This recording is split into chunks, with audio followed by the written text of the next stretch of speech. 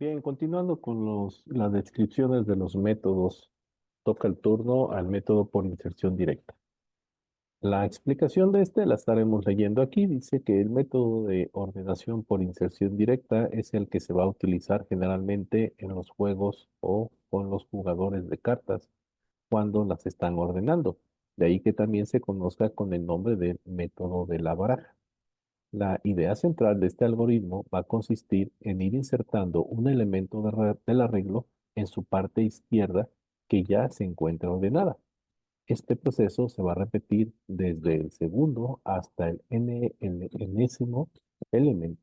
Vamos a ver este ejemplo. Vamos a suponer que se desea ordenar las siguientes claves de este arreglo unidimensional, donde están ordenados del 15, 16, 8, perdón, 15, 67, 8, 16, 44, 27, 12 y 35. Pues bien, la primera comparación que se va a realizar, o las comparaciones que se van a realizar serían las siguientes. La primera pasada se va a hacer la comparación y va a preguntar si el elemento que se encuentra en la posición 2 es menor al número al que se encuentra en la posición 1. Como la respuesta es que sí, pues bueno, perdón, que no, este, no hay intercambio y entonces queda 1567. En la segunda pasada vemos ahí que ya queda fijo el primero, pero ahora va a preguntar, oye, el elemento que está en la posición 3, el 8, ¿verdad? ¿Es menor al elemento que está en la posición 67? La respuesta es que sí, por lo tanto hay intercambio. Después va a preguntar, oye, entonces, ¿qué pasa con el elemento que está en la posición 2 ahora? ¿Ese posición 2 se encuentra siendo menor al de la posición 1? Y la respuesta es que sí. Por lo tanto, si hay intercambio. Entonces, en esa segunda pasada estamos viendo nosotros que ya tenemos por ahí identificados el 8, el 15 y el 67. ¿Por qué se detiene ahí? Porque, bueno, ya hizo intercambios. Ahora va a generar otra pasada para que en una tercera pasada va a preguntar, ok, bueno, vamos a comparar esos tres. ¿Qué pasa con el elemento 4? ¿El elemento 4 resulta ser menor al elemento 3? La respuesta es que sí. Por lo tanto, hay intercambio. Y después va a decir, oye, ese elemento 16 que tú tienes es menor al elemento 2 que ya está en ese lugar. No, no, no es menor. Por lo tanto, se queda ya, no es necesario seguir comparando con el elemento 1 porque se ha detectado que el 16 es mayor que el 15. Obviamente, entonces ya tenemos ordenado el 8, el 15, el 16, el 67. Y así vamos a ir generando las pasadas con los elementos que ya están previamente ordenados hasta llegar a colocar el último elemento en esa posición. Por lo tanto, una vez que hayamos observado que se determina la posición correcta del elemento, se interrumpen las comparaciones. Por ejemplo, para el caso anterior no se realizaron las comparaciones A con 2, A2 con A1. ¿Sí? ¿Por qué? Porque eso indica que ya estaban ordenados. Entonces, el algoritmo que se va a utilizar, si se dan cuenta, la interpretación del mismo no va a ser tan complicada de entender, donde tendremos nosotros entonces una comparación con los elementos que están en I, ¿sí? Desde 2 hasta n, en donde vamos a tener variables auxiliares que van a estar guardando en el arreglo el valor de i y también en otro el valor de i menos 1 que lo va a almacenar j, k. Entonces hará las comparaciones y aquí hay el uso de los em, operadores lógicos. Vamos a decir, oye, mientras el valor de k sea mayor o igual a 1 y que además se cumpla que la variable auxiliar que tiene almacenado el arreglo de A en la posición que se encuentra en ese momento inicial resulte que sea menor al valor que ya tenga K en, en su en su variable, que en este caso sería i menos 1, estate repitiéndolo hasta que podamos nosotros, ahora sí, en un ciclo de repetición, hacer que la comparación del arreglo que se encuentra en el elemento de k más 1, ¿sí?, sea igual a lo que tenga el valor de k, y que además con un operador lógico nosotros podamos irlo comparando de que también sea k menos 1. De esa manera se irán haciendo las interacciones entre el último elemento con los anteriores hasta que podamos llegar nosotros al final. Y de esta forma, como se dice aquí, vemos la pasada 4, la pasada 5 que nos hizo falta observar porque vimos hasta la pasada 3. La pasada 4, vemos cómo va avanzando el 67, el 5, el 67 con el 44, se hacen las comparaciones con el inmediato, la 6, la 7, hasta finalizar. Y como ven, de esa forma tenemos nosotros aplicando este método. Y pues bueno, el análisis de eficiencia de este método de inserción directa nos dice que el número mínimo de comparaciones y movimientos entre las claves se produce cuando los elementos del arreglo pues ya están ordenados. Entonces, analizando esto, nos vamos a dar cuenta que en el arreglo A están formados, para este ejemplo, el 15, el 20, el 45, el 52 y el 86. Y de esta forma vamos a ver que en la primera pasada, pues va a comparar los dos pares, ¿no? Primero va a decir, oye, el elemento que está en la posición 2 es menor al elemento que está en la posición 1.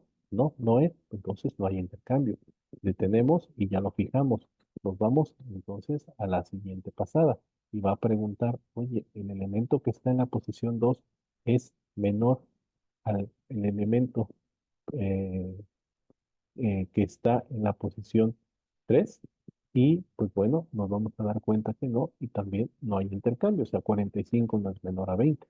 Y en la tercera pasada, entonces, como no ha habido cambios, en la tercera pasada me va a preguntar, oye, entonces el 52 resulta ser menor que el 45. No, tampoco. Por lo tanto, ¿sí? Nos vamos a una cuarta pasada donde nos va a preguntar, oye, ¿y el 45, el 86 resulta ser menor al 52? Pues tampoco, no hay intercambio. Entonces, después de todo esto, nos vamos a dar cuenta que el arreglo, pues, no se movió. O entonces, vamos a observar que para este ejemplo se efectuaron 4 comparaciones y en general podemos afirmar que si el arreglo ya se encuentra ordenado, se van a efectuar como máximo n-1 comparaciones y 0 movimientos entre ellos. Y esto, pues bueno, es fácil de interpretar. Aquí vemos nosotros las fórmulas que se están desarrollando. Nos dice el número máximo de comparaciones y movimientos entre los elementos se va a producir cuando los elementos del arreglo están en orden inverso. Y bien, tendríamos otro ejemplo. ¿Qué pasa si tenemos nosotros el mismo arreglo, pero ahora el 86 lo tenemos invertido, 52, 45, 20 y 15? Las comparaciones que se van a realizar, pues van a ser todas estas siguientes, donde va a decir, bueno, la primera pasada, ¿qué pasa? Oye, ¿qué pasa si el 86, el 52 es menor al 86? Sí, por lo tanto, si hay intercambio. Bueno, entonces vamos a preguntar, ya fijamos el 52 por ahí y nos va a preguntar, oye, entonces el elemento 45 es menor al 86. Sí, hay intercambio. Entonces, entre el que ya estaba fijo, el 1 y el 2, le va a volver a preguntar, oye, entonces el 45 es menor al 52. Sí, pues hemos colocado hasta el final en la segunda pasada el 45. Pero ¿qué pasa cuando toma el tercer elemento, que es el 20? Bueno, en la primera comparación dice que el 86 sí es mayor que el 20, por lo tanto si hay intercambio. El 20 resulta ser menor que el 52 y hay intercambio. Y el 20 resulta ser menor que el 45 y hay intercambio. Por lo tanto, nos vamos a una cuarta pasada y nos vamos a dar cuenta que el 15 va a moverse en cada uno de los intercambios que se están realizando hasta llegar a la primera posición. Entonces, aquí sucede algo inverso a al primer criterio que se hizo. Primero recuerden que no hubo movimientos, ¿sí? Hubo 0 movimientos. Y aquí dice que la primera pasada se realizó una comparación, la segunda 2, 3 y así sucesivamente. Entonces aquí se hicieron las comparaciones de n-1, comparaciones entre todos los elementos. Por lo tanto, esta es la fórmula que se estaría aplicando con respecto a esto y pues aquí quedaría como criterio que el número de comparaciones promedio, que es cuando los elementos van a aparecer en el rango en la forma aleatoria, se puede calcular mediante la suma de las comparaciones mínimas y máximas divididas entre 2 como lo que tenemos aquí, y por lo tanto, al hacer esta operación, nos va a quedar algo como lo que nos está informando de la fórmula, ¿sí? Y respecto a del número de movimientos, si el arreglo se encuentra ordenado, no se va a realizar ninguno, por lo tanto, tendríamos 0 movimientos, pero el número máximo de movimientos se puede presentar cuando el arreglo está en orden inverso. Por lo tanto, hay que observar en el ejemplo anterior que en la primera pasada se realizó un movimiento, la segunda dos y así sucesivamente hasta llegar a n-1 movimientos entre los elementos de la última pasada. Y el número de movimientos promedio que se da cuando los elementos se encuentran en el arreglo en forma aleatoria se va a calcular por la suma de los movimientos mínimos y máximos dividida entre 2. Entonces, al hacer todas estas comparaciones, nos va a quedar aquí que tendríamos el siguiente criterio. Si, por ejemplo, si tenemos el orden de si tenemos que ordenar un arreglo que contiene 500 elementos, si el arreglo se encuentra ordenado, solamente van a ser necesarias 499 comparaciones con 0 movimientos.